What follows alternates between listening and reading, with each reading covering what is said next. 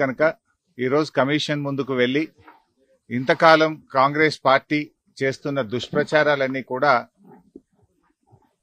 వివరించి వాస్తవాలన్నింటినీ కమిషన్ కు తెలియజేస్తాం.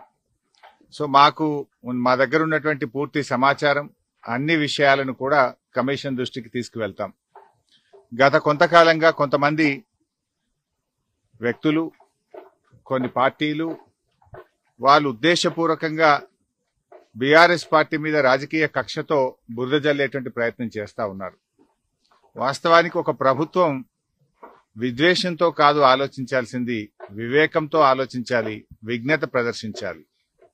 కానీ నేడు కాంగ్రెస్ ప్రభుత్వం విద్వేషంతో, రాజకీయ దురుద్దేశంతో మా మీద బురద జల్లాలని ఇలా రాష్ట్రానికి అన్యాయం చేస్తున్నారు. ముఖ్యంగా రైతులకు అన్యాయం చేసే ప్రయత్నం చేస్తా ఉన్నారు. నేను ఒకటే కోరుతా ఉన్నా, విజ్ఞత ప్రదర్శించండి, వివేకంతో ఆలోచించండి.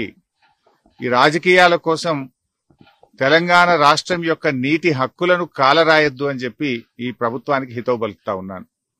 సరే, అంతిమంగా ఎందుకంటే మాకు రాజ్యాంగం మీద, దేవుడి మీద నమ్మకం ఉన్నటువంటి పార్టీ, అంతిమంగా న్యాయం గెలుస్తుంది, ధర్మం నిలబడుతుంది, వాస్తవాలు ప్రజలకు అర్థమవుతాయి. అందువల్ల ఈరోజు కమిషన్ ముందుకు వెళ్తున్నాం. కమిషన్ మమ్మల్ని అడిగిన ప్రతి ప్రశ్నకు పూర్తి స్థాయిలో సమాధానాలన్నీ కూడా చెప్తాం, వాస్తవాలన్నీ కూడా వివరిస్తాం. మా దగ్గర కొన్ని డాక్యుమెంట్స్ ఉన్నాయి, ఎందుకంటే మేము ప్రభుత్వంలో లేం. నార్మల్ గా ఏమైతుందంటే ప్రభుత్వంలో దగ్గర అన్ని డాక్యుమెంట్స్ కూడా ఉంటాయి. బట్ మా దగ్గర అందుబాటులో ఉన్నటువంటి సమాచారాన్ని, అందుబాటులో ఉన్నటువంటి డాక్యుమెంట్స్ ను కూడా అందిస్తాం.